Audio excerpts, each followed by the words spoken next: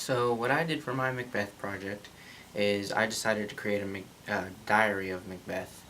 And so in coming up with the idea, I was a little stumped.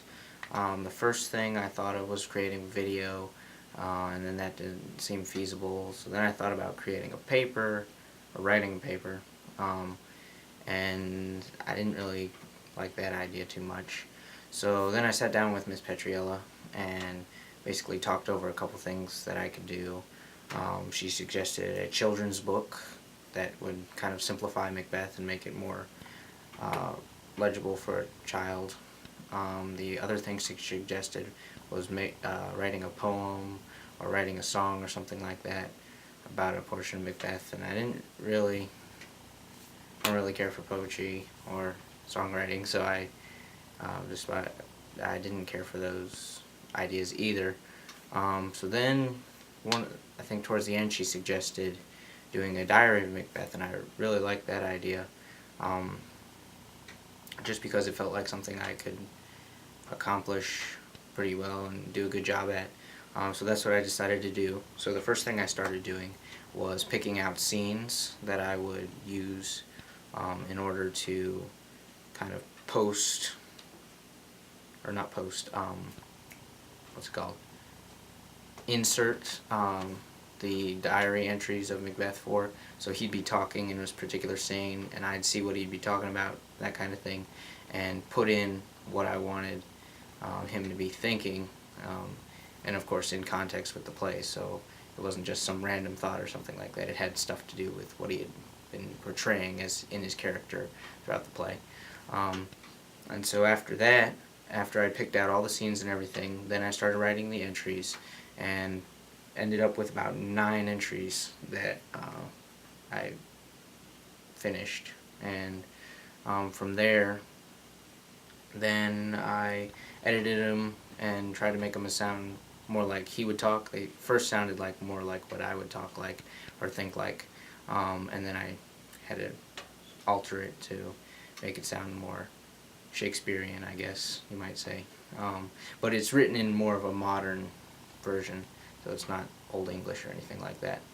So basically now what I would like to do is read maybe 3 of those entries for you guys, and you guys can see what I did. So the first one, I'll give you a little background, is when he was out, or when he had just said what foul and fair a day it is, and what it seems to mean is that it was a foul day because the weather was dreary and it was a little cloudy outside, and it wasn't a great day to be outside. So it was a little depressing scenery, I guess. But it was a fair day for him because he had just won a battle and had killed hundreds of people and that kind of thing, and had defeated his enemy, and so he was pretty proud of himself. So what I put is, this is Macbeth speaking, or thinking, although the weather is rather dreary and glum, it has been a wonderful day for me. I got up, went to war, and defeated the enemy. Aren't I such a great warrior? Who would dare come in my path and challenge me? I can take on anyone, anytime, anywhere. I led my men so well today. Not only did I slice McDonwald from his rave to his chops, but I also slaughtered hundreds and claimed the victory over the enemy. Without me, my men would have surely perished. I'm a hero. So as you can see in that kind of excerpt from his mental thoughts, he was seeming a little arrogant, which he was pretty proud of himself for doing all this great stuff, that kind of thing. And so at this point in the play, we see that he's a pretty bold guy who's not afraid to go into battle, or not very fearful of much of anything.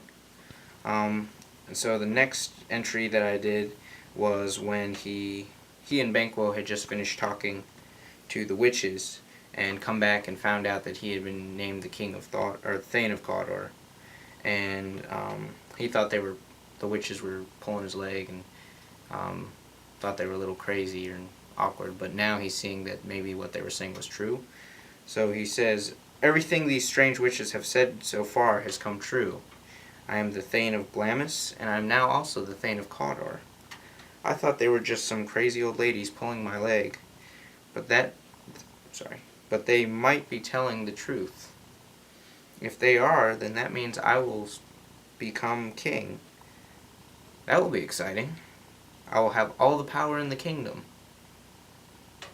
But what about the current king, King Donalbain? He is still the king, so how will he be removed from the throne? What if I were to kill him to fulfill the prophecy? Wait, no. I'm now the Thane of Cawdor, which is one of the best things that's ever happened to me. So then why am I having all these terrible, gruesome thoughts about killing the king?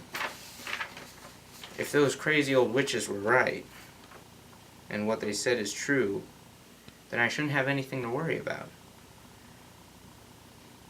But these thoughts I'm having, I feel more afraid of them than I am of the dangers in my own life. This isn't me. Something must be wrong. Maybe they hypnotized me with their words or are planting visions in my brain. I'm so absorbed by these thoughts that I don't know what to do now. So at this point we can see that he's starting to get kind of the first couple thoughts about killing the king. And he's not sure if he wants to do it, if he should wait and listen to the prophecy, or if she's supposed to help out the prophecy along and kill Donalbain. So that was a pretty controversial point. Later we find out that his wife kind of pokes him into it. And then the third one that I wanted to do was from the 5th and 8th scene, where he is finding out that the prophecies the witches did or said in the apparitions are actually true. He thought that he was pretty safe up to this point, but then now he's finding out that maybe he's not so safe. So the woods start moving, and then he finds out Macduff isn't born of a woman's womb. So he says, "Oh no, the woods are moving. This was the first of the witch's warnings. Now I am less confident about my reign over the land. The witches were still right, like they have been every time. If their prophecies continue to be correct, then someone will come and kill me that is not born of a woman's womb. But that's preposterous. It will never happen." And then this is from scene 8, where he's getting ready to fight Macduff, and Macbeth feels pretty safe. So he says, "Ha ha, Macduff, you will never kill me, for the witches told me that I cannot be killed by someone born of a woman's womb. So you can leave now and stop trying to kill me. It's not going to work. Go and fight someone that you can actually beat." Wait, what? You are not born of a woman's womb? How is that possible? Wait, a cesarean section? You've got to be kidding me. Yet again, the witches were right, and now I shall perish. So that was my project for Macbeth, and I had a pretty good time doing it. It was definitely better than writing a 4-page paper. So even though it was pretty much 4 pages in itself, plus the works cited page. So, thank you guys for listening, and yeah, that was my project. Thank you.